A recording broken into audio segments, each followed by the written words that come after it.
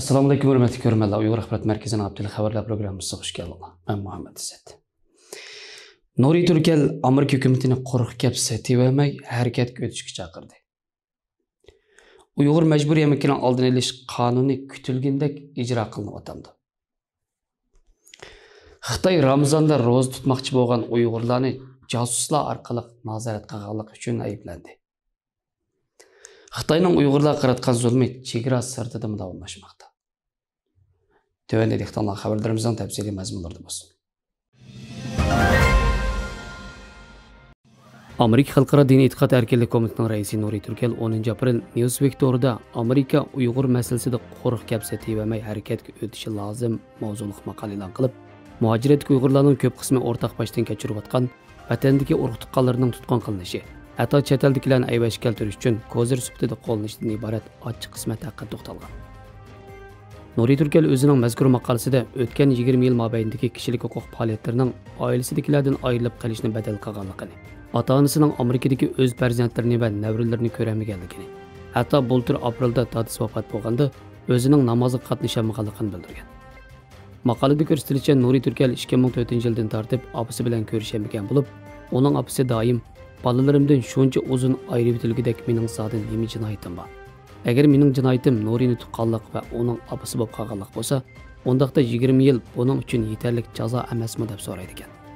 Nuriy Turkel maqolasining oxirida o'zidek Amerika hukumatida yuqori darajali rasmiy vazifa o'tayotgan bir Uyg'urning qismati bundaq bo'lsa, qolgan Uyg'urlarning qanday qismatlarga duch keldiganligi haqida savol qo'yib, Amerika hukumatini, jumladan prezident Jo Baydenni diplomatik aralashishdek ahmas usullarni tashlab, Xitoyning zulmidan qochib chiqqan Uyg'urlarni makonlashtirish va ularning haqiqiy bexatarligiga kepillik qilish bilan birga turli fojialarning dardini tortayotgan Uyg'urlarning masalasiga bevosita qo'l tiqishga, bu jihatda texnik ko'p aktiv tadbir qo'llanib, shu orqali Xitoy hukumatiga kuchli ogohlantirish signali berish ko'ndagan.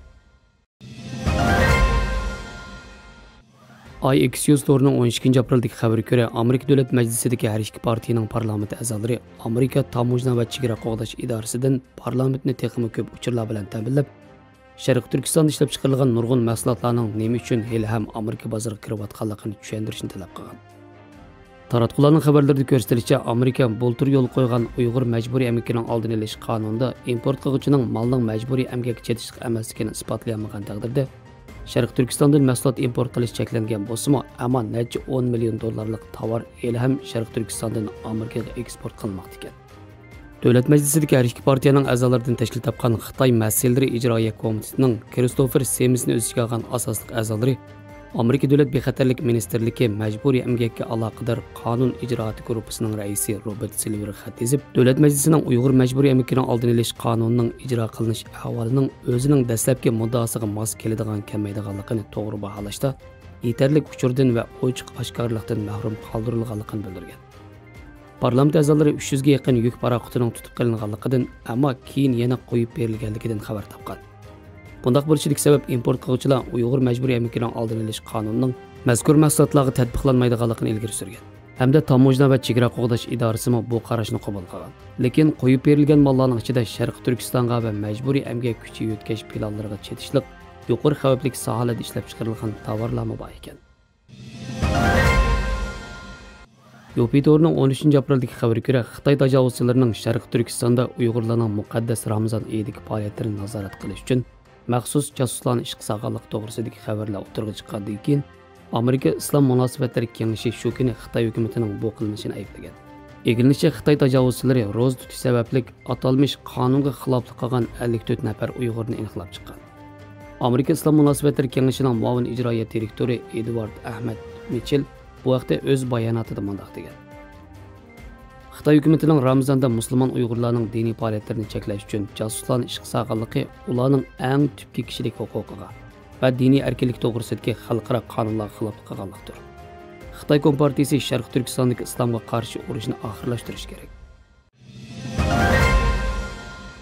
Amerika Vostorining 14 apreldagi xabariga ko'ra, yaqinda Angliyadagi Sheffield Universiteti Sharqiy Osiyo tadqiqot institutining lektori David Tobin bilan mustaqil tadqiqotchi Nirola Alima birlikda tayyorlagan muhojiratdagi Uyg'urlarning davlat halqagan bostirishga uchrashi mavzuliq cho'ng hajmli doklad e'lon qilingan bo'lib, Mazkur doklad Angliya, Turkiya va Tayland qatorliq 3 davlatda turishliq 50 dan ortiq kishini bevosita ziyorat qilish, 100 dan ko'proq odamning rayini sinash orqali tayyorlangan.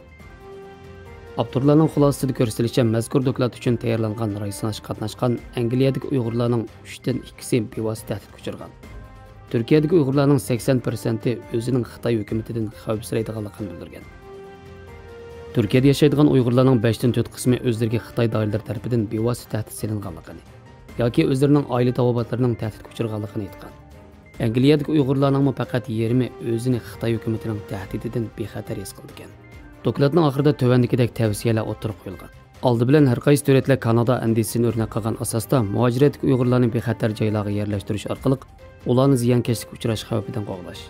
Ikkinchi, har qaysi davlatlar Uyg'ur masalasi haqida qaror chiqarganda Uyg'ur masalasidan aniq xabardor kishilik huquq tashkilotlari va mutaxassislarning fikrini olish. Uchinchi, Xitoyning davlat halqagan zulm haqida uchur to'plash uchun maxsus bexatarlik qiziq liniyasi ta'sis qilish. Xabarlarimizni ko'rganlarga rahmat. Ko'rishguncha omon bo'linglar. Xayr xo'sh, Allohga emanet.